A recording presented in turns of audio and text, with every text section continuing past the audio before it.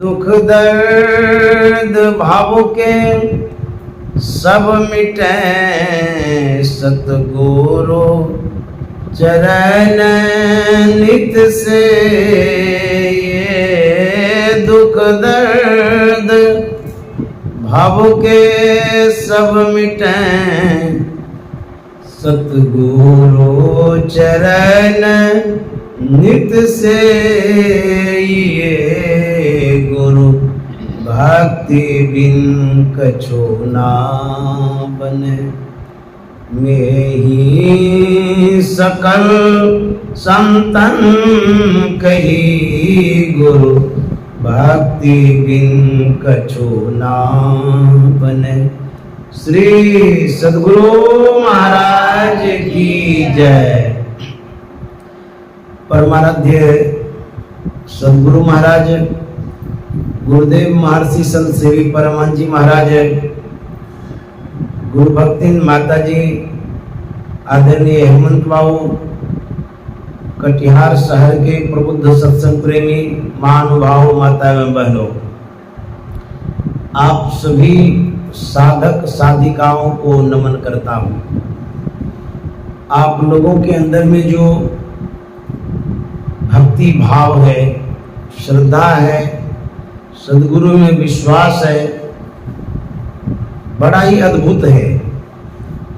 आप लोग प्रातःकालीन सत्संग में उपस्थित हुए हैं और हमारे यज्ञकर्ता हैं आदरणीय हेमंत अग्रवाल बाबू। आज 25 जुलाई 2025 ईस्वी है। हम लोग सत्संग योग से पाठ सुने, ईश्वर के संबंध में सुन रहे थे, उनके स्वरूप के संबंध में, और ईश्वर तक जो जाएंगे उस रास्ते के विषय में भी सुन रहे थे। वह ईश्वर जो इंद्रियों से परे है, आंख से दिखाई नहीं देता है, हाथ से नहीं पकड़ सकते हैं, वाणी से भी बखान नहीं कर सकते उसके विषय में, बड़ी अद्भुतता है, सोचने से भी बाहर है, कल्पनाओं से भी परे है। उसी ईश्वर के विषय में पाठ सुन रहे थे। तो एक तो ईश्वर हो गए, एक विषय ये हो गया। उसके बाद ईश्वर के मार्ग पर जो चलेंगे डगड़िया, जिसको डगर, वो एक अलग हो गया। उसके बाद उसकी उपलब्धि जो कराने वाले हैं, साधन बताने वाले हैं, सद्गुरु, एक अलग विषय हो गया।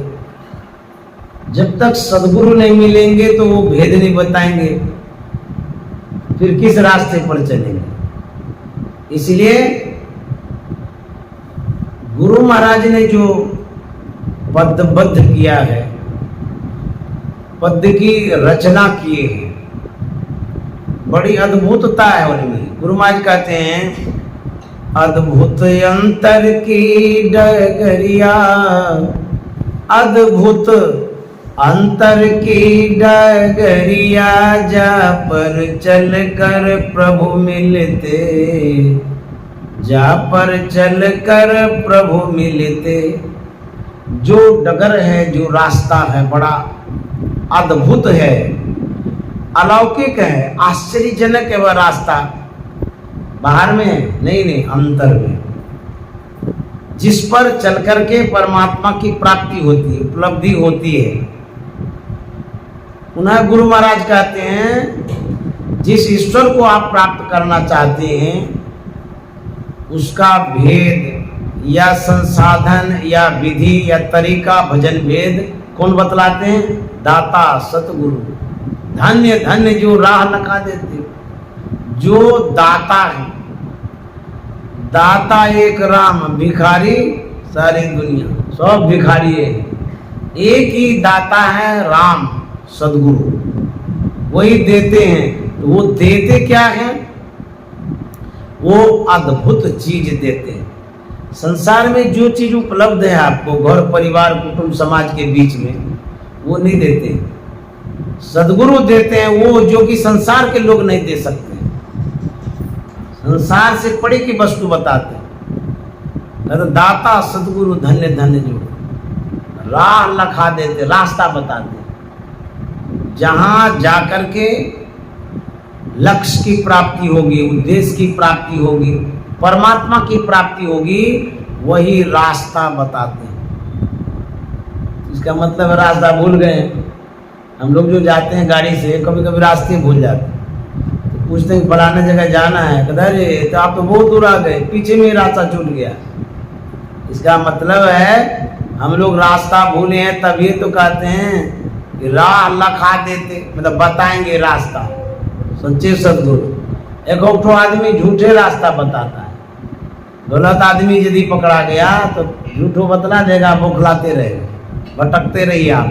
उसी तरह से संसार में सदगुरु भी रास्ता बतलाते हैं, गुरु घंटाल भी रास्ता बतलाते हैं, कहीं से कहीं भटका देंगे आपको।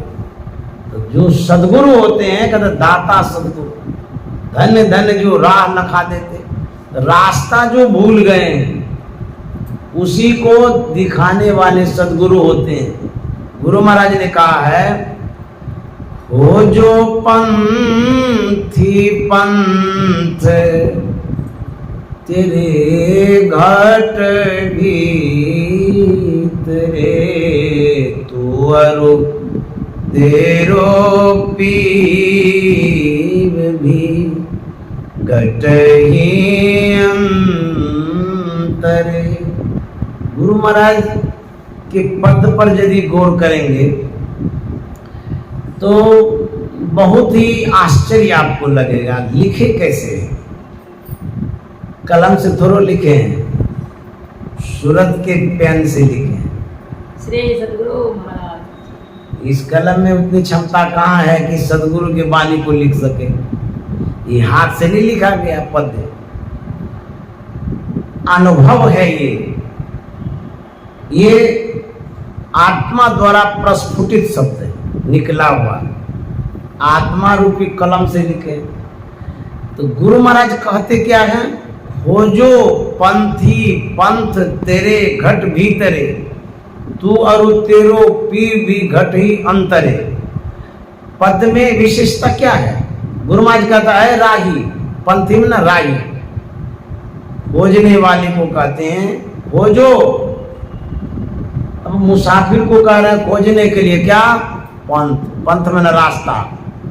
जो राही मुसाफिर बटोही जहां कहीं भी जा रहा है उसको कह रहे हैं कि तुम खोज लो रास्ता। जिस रास्ते पर तुम हो वो तुम्हारे गंतव्य तक पहुंचा नहीं सकेगा। अब बुझिए ढेर ही रास्ता है। अब बुझिए यदि चौरस्ता हो तो वहां तो दिमागी चकरा जाएगा, किधर जाए नहीं जाए, खोजना तो पड़ेगा। वहां पर पूरब जाएंगे, पश्चिम जाएंगे, उत्तर जाएंगे, दक्षिण जाएंगे, खोजने की बड़ी आवश्यकता है। गुरु महाराज कहते हैं, ऐ मुसाफिर खोजो रास्ता, रास्ता सहरग में है दिलवर पे जाने की। परमात्मा तक जाने का जो रास्ता है वो सुषुम्ना में है, आज्ञा चक्र में है, पिंड ब्रह्मांड के मध्य में है, भीतर में है, बाहर में रास्ता नहीं है। बाहर का रास्ता टेढ़ा मेढ़ा है, वो झड़ाया हुआ है, लेकिन अंतर का जो रास्ता है बड़ा सीधा सरल सुगम सहज। लेकिन रास्ता बताने वाला जो भेदिया है उसका मिलना बड़ा कठिन, क्योंकि सही रास्ता बताएगा तब तो आप पहुंच पाएंगे। कहीं गलत बता दिया, इधर उधर चले गए तो ईश्वर परमात्मा को जो प्राप्त करना चाहते हैं, परमात्मा प्राप्ति का जो मार्ग रास्ता है एक है, लेकिन लोग अनेक रास्ता मानते हैं। कहते हैं कि जैसे कि हम दिल्ली जाते हैं चारों तरफ से, भागलपुर से भी जाते हैं, कलकत्ता से, इलाहाबाद से, बेंगलोर से, ग्वालियर से, आदि आदि जगहों से हम दिल्ली जाते हैं। उसी तरह से ईश्वर तक जाने का अनेक मार्ग है, ऐसा बोलता है लोग। लेकिन हमारे गुरु महाराज कहते हैं नहीं, ये बाहर का मार्ग और स्थान है, इसीलिए अनेक रास्ते हैं। ईश्वर परमात्मा तक जाने का जो मार्ग और रास्ता एक है, भीतर में है। इसीलिए गुरु महाराज ने कहा, निज तन में खोजो सज्जन, बाहर न खोजना, अपने ही घट में हरि हैं, अपने में खोजना, निज तन में खोजो सज्जन। गुरु महाराज कहते हैं, ऐ सज्जन, बाहर नहीं खोजिए, अंदर में खोजिए। खोजो पंथी पंथ तेरे घट भीतरे, तू और तेरो पी भी घट ही अंतरे। गुरु महाराज कह रहे हैं, मुसाफिर भी भीतरे में। बड़ा विचित्र बात, जो रास्ता है वो भीतरे में है, जिसको परमात्मा को प्राप्त करे वो भी भीतरे में, तो सब भीतरे में ही है। प्राप्त करने वाला भीतर में, प्राप्तव्य वस्तु भी भीतरे में है, जिस मार्ग पर जाएंगे वो भी भीतरे में है। कहते हैं, राही मुसाफिर भीतर, परमात्मा भी भीतर, रास्ता भी भीतर। तो बाहर क्या ढूंढते हैं? बाहर में कुछ नहीं है। हो क्या गया है, जब सब भीतरे में है, प्राप्ति क्यों नहीं मिलते, क्यों नहीं है? कहता भीतर का जो रास्ता है वही मालूम नहीं है। दृष्टि रथ चढ़ी श्रुति धावे हो रामा, नैन नगर से राह गई है बड़ी झीनी साधो, नैन नगर से। कहते हैं रास्ता आंख के नगर से गया। आंख भी एक नगर है, जैसे कटिहार नगर निगम है। कहते हैं आंख से जो रास्ता गया है, कहते हैं उसमें कठिनाई क्या है? नैन नगर में घोर अंधियारी, नैन नगर में घोर अंधियारी, सतगुरु ज्ञान सफीनी साधो, नैन नगर से राह गई है बड़ी झीनी साधो, नैन नगर से। कठिनाई यही है कि जो मार्ग है, जो रास्ता है, वो अंधकार का है। जैसे आप कहीं जा रहे हैं, अंधकार ही अंधकार हो, जाने में कठिनाई नहीं होगी। जंगल का रास्ता हो, अंधकार का रास्ता हो, आप अकेले हो तो दिक्कत होगी कि नहीं होगी? जो साधक जाता है वह अंधकार का रास्ता है। जब प्रारंभ करता है चलने का, नैन नगर से अंधकार का मार्ग है। कहते हैं नैन नगर में घोर अंधियारी, घनघोर अंधकार है, उसी होकर के जाना पड़ता है। तो गुरु महाराज कहते हैं सब कुछ अंदर में है, लेकिन कठिनाई ये हो गई है, तू उतरी पर्योतम माही, कीवने है शब्द में, यही ते परि गयो दूर, चलो नेह शब्द में। गुरु महाराज कहते हैं जो जीव ईश्वर के पास था, परमात्मा के पास था, प्रकाश और शब्द में प्रतिष्ठित था जीव, लेकिन वो आ गया अंधकार में। यही दिक्कतें हो गई है। तो उतरी पर्योतम माई, हम अंधकार में उतर गए हैं। उतर गए हैं, उतार दिया गया है। एक होता उतरना, एक होता उतार देना। कुआं में कूदना, एक होता कुआं में फेंक देना। अंतर है दोनों में। एक बार सदगुरु महाराज से एक जिज्ञासु ने पूछा था कि महाराज जी एक मेरी जिज्ञासा है, समाधान कर दीजिए। बोले क्या जिज्ञासा है? बोलिए। जिज्ञासु ने कहा था कि जब जीव ईश्वर के पास था, उसी में घुला मिला हुआ था। उस समय तो कोई कर्म नहीं हुआ था, ईश्वर में मिले हुए हैं तो कर्म से छूट करके ही ना वहां प्राप्त करते हैं, वहां जाते हैं। जो वहां चला गया ईश्वर में मिल गया, एक में एक हो गया, तो फिर हमको भेजा किसने, क्यों भेजा? उस ईश्वर ने क्यों भेजा हमको यहाँ पर कर्ममंडल में, अंधकार में, अज्ञानता में, जो दुख भोग रहे आवागमन में पड़े हैं। हम अपने मन से तो नहीं आए हैं, ईश्वर ने भेजा है। आखिर उसने ऐसा क्यों किया, क्यों भेज दिए? उसको क्या जरूरत थी? हम लोग को दुख में वही भेजे।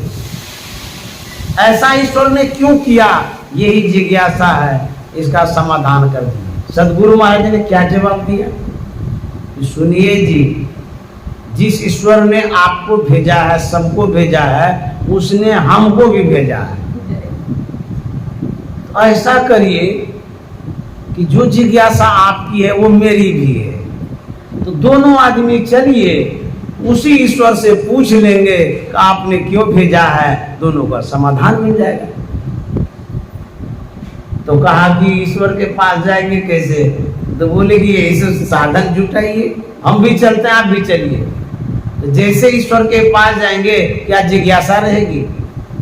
कोई नमक कहे मैं समुद्र को मापना चाहता हूँ, जानना चाहता हूँ, ये संभव है?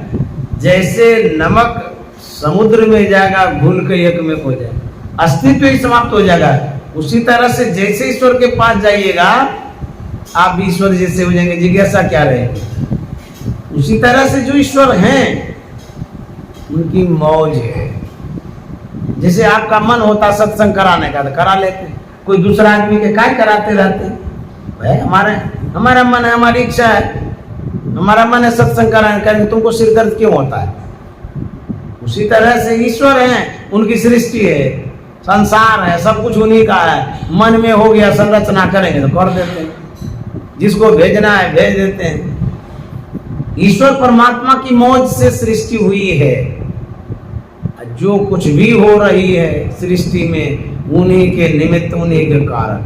लेकिन हम लोगों को कारण बता देते हैं, कहते काहुल को सुख दुख कर दाता, निजकृत कर्म भोग सुनो भ्राता। अब हम अपने कर्मों का भोग भोगते हैं, लेकिन भोगने के लिए जो भेजा है वो तो परमात्मा ने भेजा है। तो जो परमात्मा ने भेजा मौज थी, इच्छा हो गई तो भेज दिए, अब भेज दिए तो भोगिए। कुछ भी क्वेश्चन नहीं कर सकता, प्रश्न नहीं कर सकता क्यों भेजे नहीं भेजे, चुपचाप रहिए, जो हो रहा है उसको सहिए। परमात्मा को प्राप्त करना है तो ध्यान भजन करते रहिए, जो सदगुरु बतलाए हैं। कुछ बोल नहीं सकते हैं, ईश्वर परमात्मा के विषय में क्या कहेंगे, वो तो आंख के पास है ही नहीं, देखते ही नहीं। जो पूछ लेते बैठ करके, आप ही ने भेजे हैं बताइए, तो वो दिखते ही नहीं तो पूछिएगा किन से? बड़ा विचित्र बात है। कोई व्यक्ति यदि उस परमात्मा को जानना चाहे, जो चालाक हो, चतुर हो, होशियार हो, अपने को बुद्धिमान समझता हो, उससे भी ईश्वर प्राप्त होना असंभव ही है। क्योंकि कबीर बाबा ने क्या कहा, कोई चतुर न पावे पार नगरिया बाबरी, कोई चतुर न पावे पार नगरिया बाबरी। लाल लाल जो सब कोई कहे, सबकी गांठी लाल। लाल लाल जो सब कोई कहे, सबकी गांठी लाल। गांठी खोल के परखना ही, गांठी खोल के परखना ही। तास भयो कंगाल नगरिया बाबरी, कोई चतुर न पावे पार नगरिया बाबरी। कोई चतुर व्यक्ति, चालाक व्यक्ति ईश्वर परमात्मा को नहीं प्राप्त कर सकता है। उस नगर में जाएगा कौन? कहते हैं उस नगर में वही जाएगा जो साधु संग करता है, सत्संग करता है, सदगुरु के पास जाता है। क्योंकि उपनिषद में लिखा हुआ मोक्ष द्वारे द्वार पालास चत्वारः परिकीर्तिता समो विचार संतोष चतुर्थ साधु संगम। मोक्ष के द्वार पर अर्थात परमात्मा के द्वार पर 4 द्वारपाल है, सम विचार संतोष साधु संग। बाप रे, परमात्मा भी अंगरक्षक रखते हैं, सिपाही, बॉडीगार्ड। उनको भी डर लगता है क्या? नहीं, उनको डर नहीं लगता है।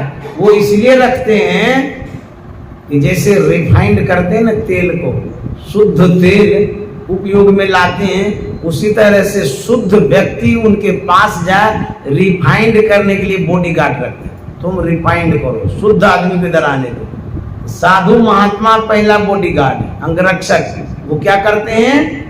चुनाव करते हैं, चयन करते हैं और उसको चुन चुन करके लाते हैं, अपने विचारों में ढालते हैं, रिफाइंड करते हैं।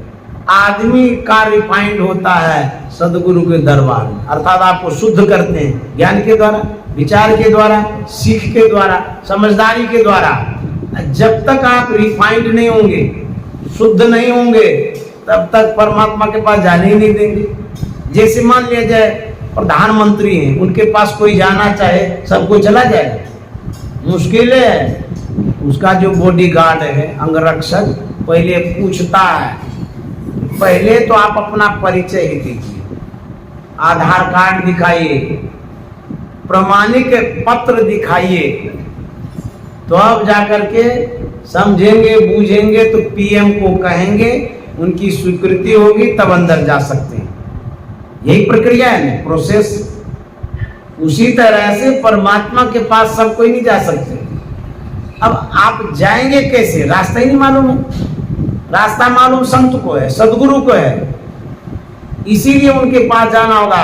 अब वो उनके पास जब भी जाइएगा तो रिफाइंड करेंगे, शुद्ध करेंगे, पूरा पेड़ेंगे पहले आपको। जैसे गन्ना को पेड़ते हैं तो रस निकलता है, और रेचा को पेड़ते हैं तो तेल निकलता है। अब उस तेल को जब पेड़ते हैं तब रिफाइंड तेल होता, शुद्ध, एकदम क्लीन, साफ। उसी तरह से संत महात्मा पहले आपको पेड़ते हैं, अर्थात अपने विचारों में ढालते हैं।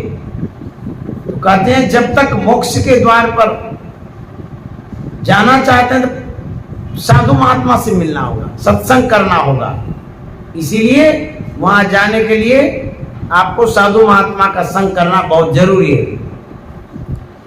कि वहां पर जो द्वारपाल है, एक तो है साधु संग, सत्संग, उसके बाद श्रम, विचार, संतोष, यही 4 है। साधु महात्मा के पास जाने से ही जो युक्ति बताएंगे, उस युक्ति के द्वारा जब आप चलेंगे तो सब कुछ प्राप्त हो जाएगा। जितना उधर गार्ड है सब आपको जाने के लिए पूरा फ्री कर देगा।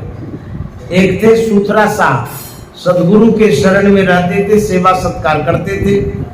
कभी कभी किन्हीं से गलती होती है, घर परिवार में भी, गुरु दरबार में भी, सेवकों के साथ भी गलतियां तो होबे करेगी, इंसान है, कोई न कोई भूल भरम हो जाती है। गलती हो गई तो सदगुरु महाराज गुस्सा गए, आवेश में आकर के बड़ा कठोर स्टेप ले लेते हैं। सदगुरु आवेश में आकर के कहते हैं इसको यहां से बाहर करो, गुरु दरबार से, और सदा के लिए बाहर करो, कभी नहीं आ सकता मेरे पास। जो दरबारी थे उन्होंने कहा आप निकलिए। गुरुराज गुस्सा गए आपके ऊपर, आपको यहाँ नहीं रहना है। आज्ञा पा करके वो भी चले गए बाहर। लेकिन कठोर सजा ये थी कि कभी नहीं आएंगे हमारे पास। जो सदगुरु के शरण में रहा हुआ व्यक्ति हो, यदि कभी नहीं आएंगे, अब वो कहाँ जाएंगे, कैसे रहेंगे, कितनी कठिनाई होगी उनको। जिस तालाब में मछलियां रहती है या जिस कुएं में मेढक रहता है, वही तो उसका शरण है, वही व्यवस्था है, वही जीने का अवलंब आवरण है, उसी के अंतर्गत तो रहता है। लेकिन सदगुरु रूपी तालाब से किसी शिष्य रूपी मछली को निकाल दिया जाए और तरफ तरफ के मरेगा कि नहीं? मछली मरेगी कि नहीं मरेगी? सुथरा सा चला तो गया, मन नहीं लग रहा था। अब मिले तो कैसे मिला? क्योंकि आजीवन उसको सजा मिली है कि गुरु दरबार में नहीं आ सकते। तो अब देखिए बुद्धि काम करती। यदि आप होशियार रहेंगे, बुद्धिमान रहेंगे, तो सजा भी समाप्त हो जाएगी और सेवा भी स्वीकार हो जाएगा। होता क्या है, सूत्र सा के मन में होता है, हम बुधवार कर दिए हैं। एक उपाय करते हैं, क्या? एक बोरा में ढेला लेता, ढेर, उसके बाद माथा पर उठाता है और वहां से चला जाते हैं गुरु महाराज के दरबार में। यही चढ़ा देंगे, हमारे पास है ही क्या, ढेले चढ़ाएंगे, लेकिन प्रसाद कह के चढ़ाएंगे, चढ़ा देंगे, इसी बहाने जाएंगे, दर्शन वर्शन हो जाएगा। यहाँ से चला तो सुथरा सा के जो गुरुजी थे उनके दरबार में 3 दरबारी थे, बॉडीगार्ड, अंगरक्षक।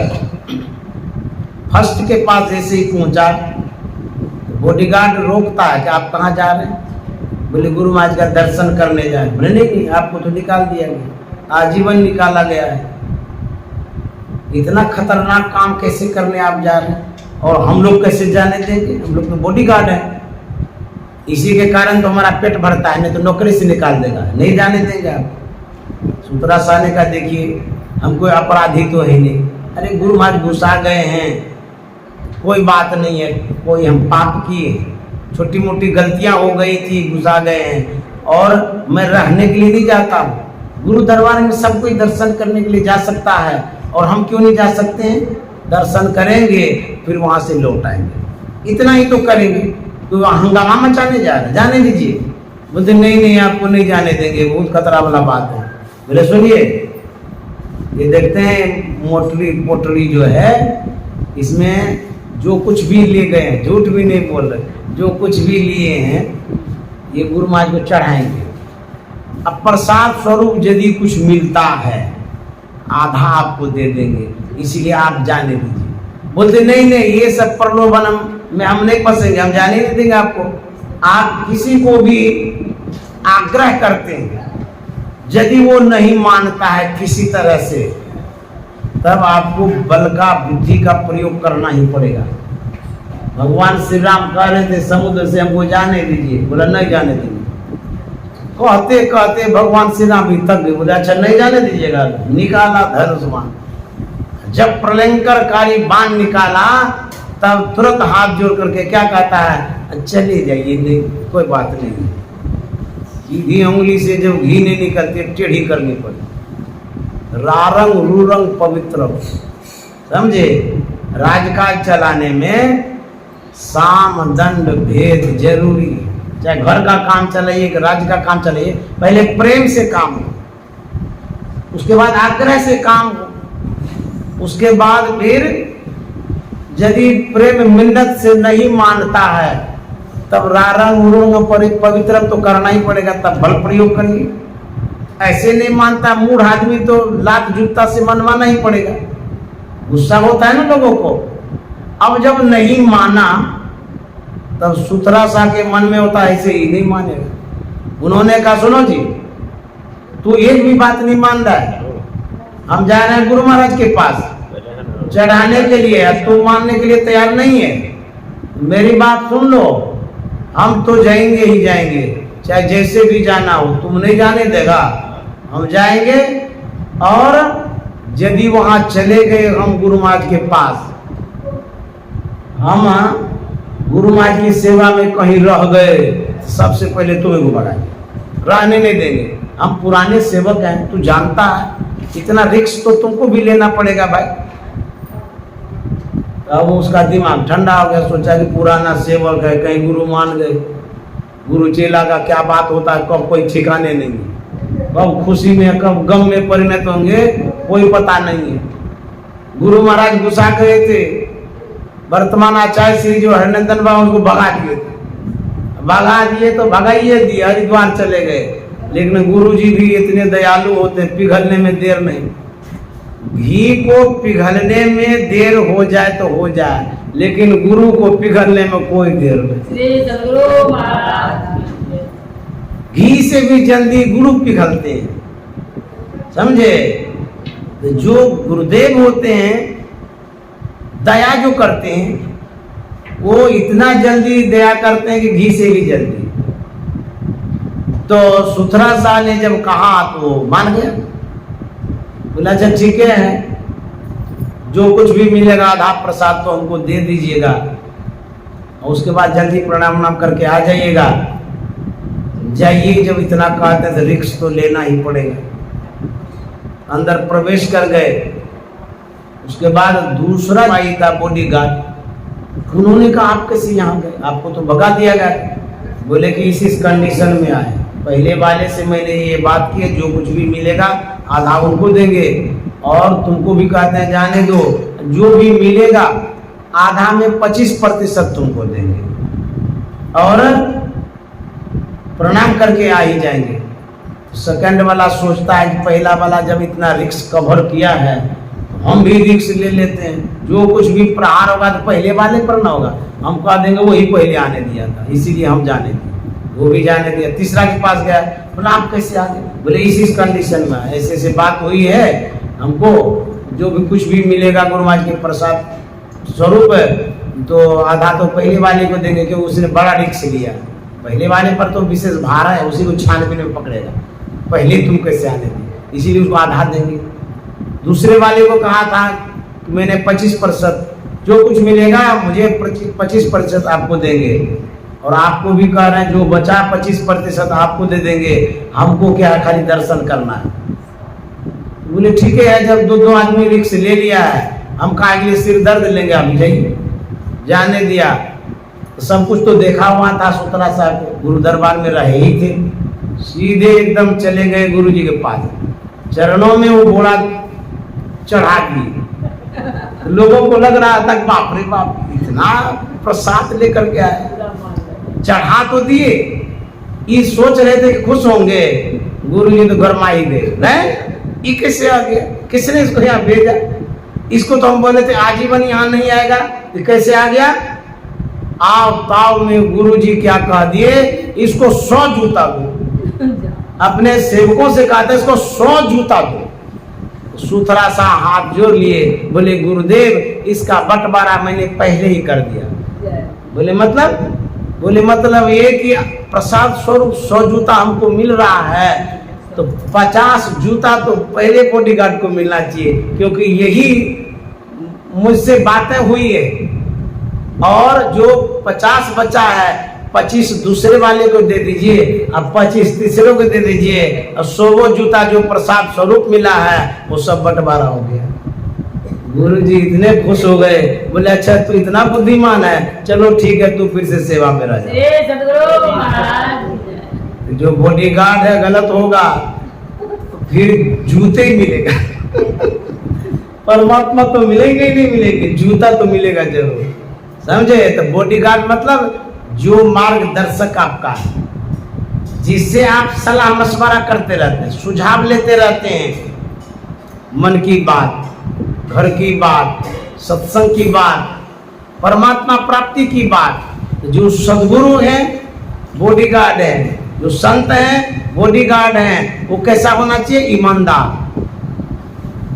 चाहे जो भी हो जाए, गलत आदमी को भीतर घुसने नहीं देंगे, और यदि लालच में घुसने दिए तो प्रसाद तो मिलेगा नहीं, जूता मिलेगा। हम लोगों को चाहिए सच्चे सद्गुरु के शरण में जाकर के ईश्वर परमात्मा प्राप्ति का प्रबंध करें, प्रयास करें, तो हम लोगों को ईश्वर प्राप्त होंगे। अन्यथा ईश्वर की खोज में बाहर भटकते रहेंगे, कुछ नहीं मिलेगा। इसीलिए जो पाठ हुआ उसी के दौरान जो भी समय था, उस समय के अनुरूप मैंने परोसा, प्रस्तुत किया। तो आप लोगों ने ध्यान से सुना, आप लोगों को बहुत बहुत साधुवाद। आदरणीय हेमंत बाबू को भी साधुवाद, जिनके आवास पर यह सत्संग हो रहा है। श्री सद्गुरु महाराज की जय।